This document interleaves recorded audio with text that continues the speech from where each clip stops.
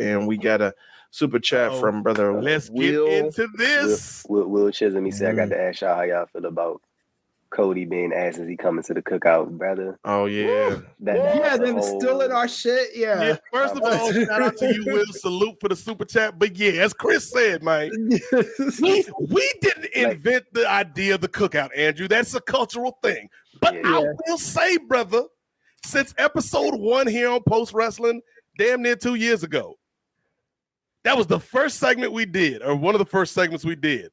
Who's invited to the wrestling cookout? And if you're watching Brian Alvarez, the cookout is not an actual physical cookout, brother.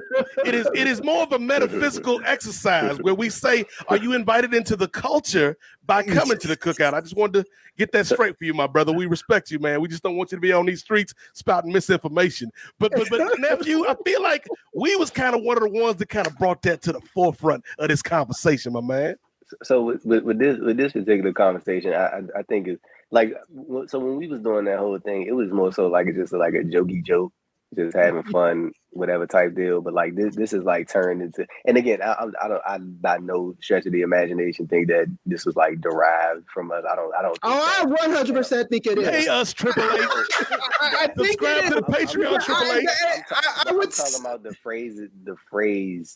The cookout like that. No, that did come from us. No, the cultural thing, and that's what I'm referring to. Yeah. I'm saying this whole conversation has like taken on like a whole other meaning to it in terms of like it's like like just from the conversations of some of the tweets that I've seen is transition over to inviting others into Black spaces, and like we're not invited to those spaces. Like that's more so the conversation that has like arisen from that Trick Williams and Cody Rhodes segment. He said I'm not reading that shit. The answer is no. I'm not reading that. He's not getting the big piece of chicken. No, he's not. No. He can get a good plate, but not the big piece. Here's the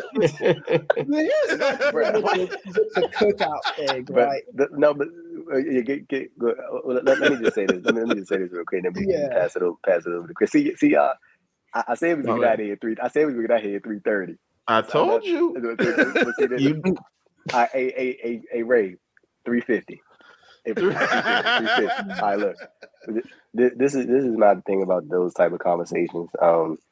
Like I do really agree with that sentiment, and it's not even a sentiment, it's kind of facts that sometimes we're not welcome into spaces, but we're also very welcoming people, and welcoming of a variety of cultures and a variety of people into our spaces that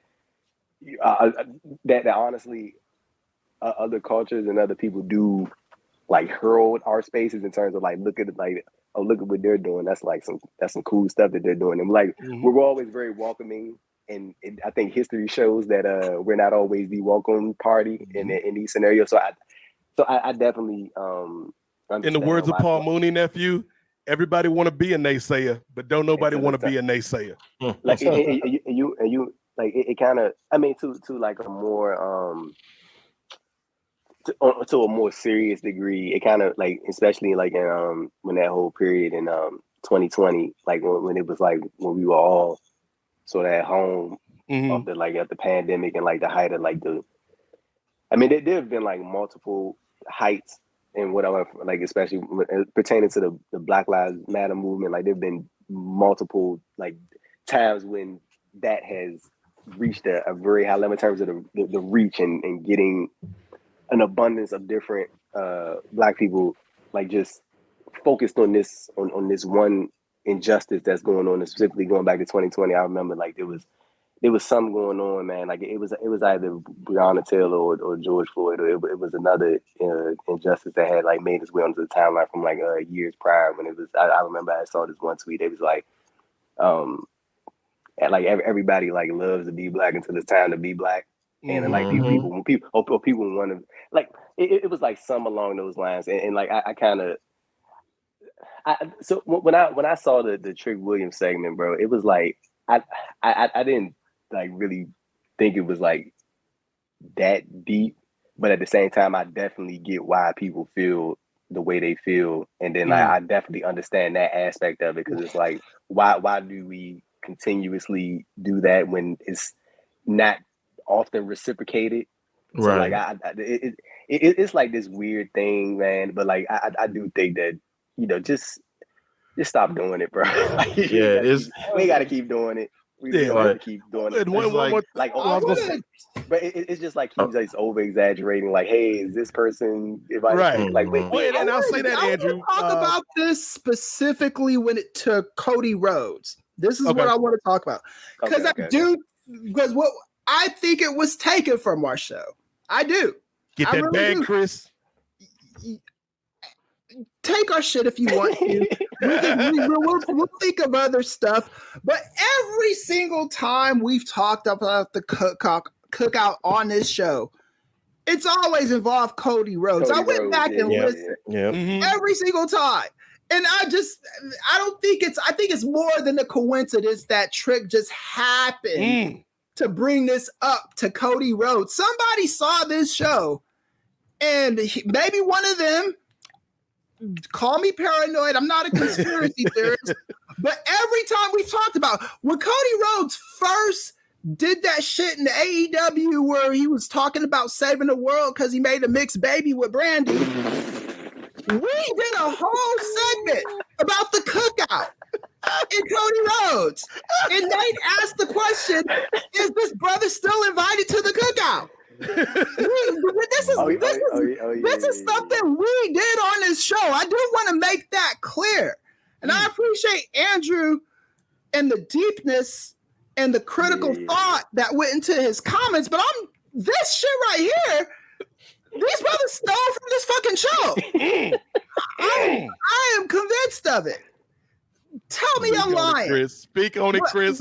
Because who else? What other black space? Tell me when I'm telling lies. Yeah. What other? And I listen to all my brothers, all the shows that do this. Most of the shows, the ones that I know. All the brothers out there. Well, most of them. Who else talks about the cookout as much as we do? Like nobody.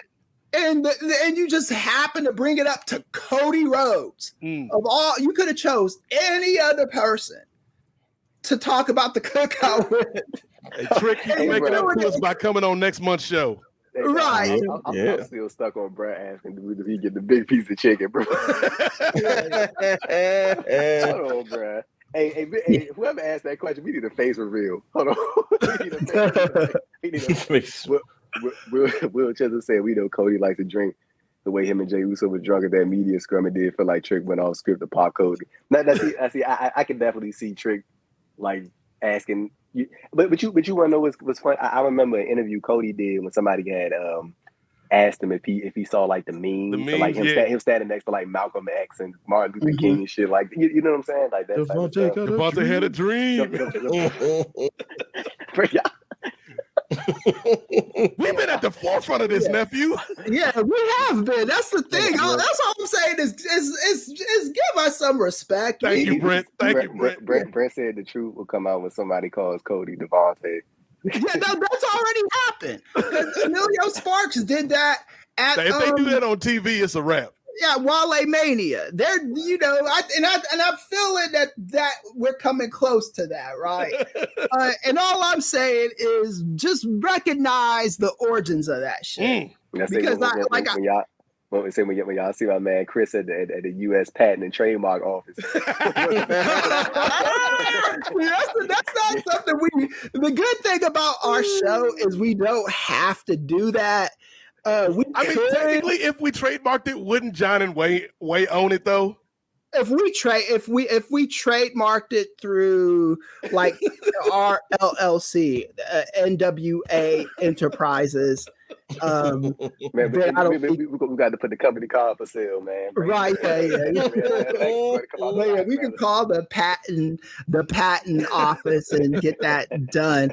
But like that's the thing, we don't need to do that. We are creative on this show. We could come up with other things. You know, we could do that. I'm just saying, I didn't think that shit was a coincidence. I really didn't. I think somebody heard this. Again, it's not that it happened. If they would have sent it with some random white guy, I'd have been like, Lexus King. yeah, Lexus King. I'd have been like, okay, whatever. Yeah. The answer is no. He talking about Lexus King. Yeah. If they had done it with Lexus But King, Chris, because yeah. you want to know something? Like I wouldn't rule that out at all. Like I mean, maybe a creative person heard it, like somebody that's creative or a producer, or you know what I'm saying. But you like this is what I say about anything like anybody does in the podcasting or writing space, wrestling writing space. But you never know who's listening to you, dog. Like you never know. Look, Booker T has called me out a few times, and I've never directly tweeted to Booker T. Like I'm thinking he's vanity searching his name and just seeing, oh, who's talking about me today on Twitter. Chris, you had a little verbal swap with MVP, didn't you? MVP too. MVP. I've had go rounds with him. I got threatened by your guy, Mark Madden threatened me with legal action one time for a damn podcast. Damn Mark Madden. What's the Mark Madden? All right, man. Yeah, whatever. Mark Madden. What's the super chat? T. Anthony said so. Cody didn't end racism. Damn, I thought we had a dream. Right. Yeah. But see, going back to this overall topic, like there is a deeper discussion always to be had in regards to these things. But like I mean, it was just like I kind of that super chat comment that Ray pulled up when it was like the dude said that Trick probably just threw that shit in there just to see if he could pop Cody. Like now that we're like days removed from it, like it's always like the benefit of hindsight when you get to think about things and stuff like that. That does seem like something that Trick will probably do just to be like, I saw that funny shit on. Maybe he saw it on Twitter. Maybe he saw it on the NWA pod. Like wherever he saw that, he probably was like, let me throw this shit in there real quick to see what kind of reaction I can get. The NWA pod is where he saw that, but I'm not letting that go. I'm not gonna give him the benefit of maybe he saw it somewhere else. He saw it on the NWA podcast, or someone told him it came from the NWA pod. Proper credit. I'm not letting that go. But go ahead. Hey, Ray, let me retract my statement. When Trick saw it or he heard it via the NWA pod. Thank you. Real quick though, Andrew, because I also want to hear Ray chime in on this. But I think to the points that you were making. I do think there is a point where a joke or something funny within a culture and people kind of adjacent to that culture, like when it kind of spreads to the mainstream, sometimes the joke is less funny or not funny at all after it gets to the mainstream. And I think as much as I'm one of the chief Cody Devontae Rhodes supporters on these streets, but even I'll see some of these tweets from people who are either not in the culture or not affiliated with the culture. And I'm that's just corny. That's not. I agree. Nate said it best. There we go. Hey, Ray, do you got anything to add, or you ready to get to the? Well, I was going to add real quick that I do, and Andrew, you did so eloquently describe it from your perspective as far as like, but is Cody going to be inviting Trick to the boardroom? Is Cody going to be inviting Trick to the country club? Is it reciprocal? Like you said, it's like we're so inviting with our spaces, but are you doing the same in your space? I think Cody might be a member of the Gathering Spot. If y'all don't know about the Gathering Spot, that's like a black country club thing. Really? They got one in Washington, D.C., so they got one in the DMV. They got one in Atlanta. They got one in LA. It's called the Gathering Spot. It costs $2,000 a year to join. Okay. And Cody might be a member of that place. I can see that. Yeah. But I'm saying, but that's from us though, right? Right. Yeah. I think Cody's. I don't know how entrenched Cody is still in the white culture. I think he might have given up his. He got traded.